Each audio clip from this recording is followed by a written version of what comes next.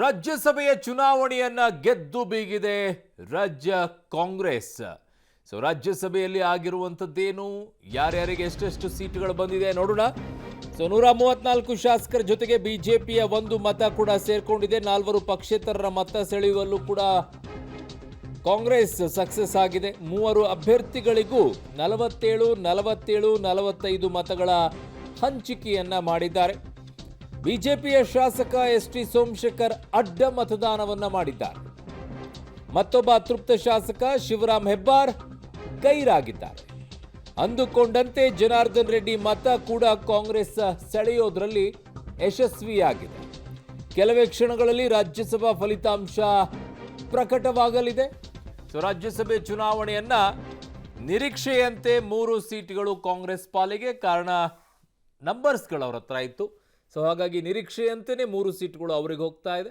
1 seat ಬಿಜೆಪಿಯ ಬಳಿ ಉಳ್ಕೊಳ್ತಾ ಇದೆ. ಇರಲಾರ್ದು ಇರುವೆ ಬಿಟ್ಕೊಳ್ಳೋದು ಅಥವಾ ಕೋಲ್ ಕೊಟ್ಬಿಟ್ಟು ಹೊಡೆಸ್ಕೊಳ್ಳೋದು ಅಂತಂದರೆ 5ನೇ ಅಭ್ಯರ್ಥಿಯನ್ನು ಹಾಕಿ ಮಾಡಿಕೊಂಡಂಥ ಫಜೀತಿ ಮೈತ್ರಿಗೆ. ಗೆಲುವು ಬಹುತೇಕ ಖಚಿತ. ಅಜಯ್ ಮಾಕೆನ್ ಕಾಂಗ್ರೆಸ್ನ ಮೊದಲ ಅಭ್ಯರ್ಥಿ, 47 ಮತಗಳು ಅವರಿಗೆ.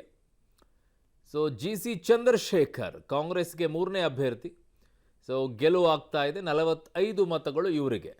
ಇಬ್ಬರು ಅಭ್ಯರ್ಥಿಗಳಿಗೆ 47, 47, ಒಬ್ಬರಿಗೆ ಮಾತ್ರ 45 ಮತಗಳು ಇಲ್ಲಿ ಬಿದ್ದಿರೋದು. ಇನ್ನು ಸೈಯದ್ ನಾಸಿರ್ ಹುಸೇನ್ ಕಾಂಗ್ರೆಸ್ನ 2ನೇ ಅಭ್ಯರ್ಥಿ ಇವರು. ಇವರಿಗೂ ಸಹ 47 ಮತಗಳನ್ನು ನೀಡಲಾಗಿದೆ. ಅವರ ಪಕ್ಷ ಹೇಗೆ ಹೇಳುತ್ತೋ ಅದರ ತಕ್ಕಂಗೆ ಮತಗಳು ಚಲಾವಣೆ ಆಗಿರುತ್ತೆ. ಆಯಾ ಶಾಸಕರು ಹೇಳಿಬಿಟ್ಟಿರ್ತಾರೆ ನೀವು ಇವರಿಗೆ ವೋಟ್ ಮಾಡಬೇಕು ಅಂತ ಹೇಳಿ.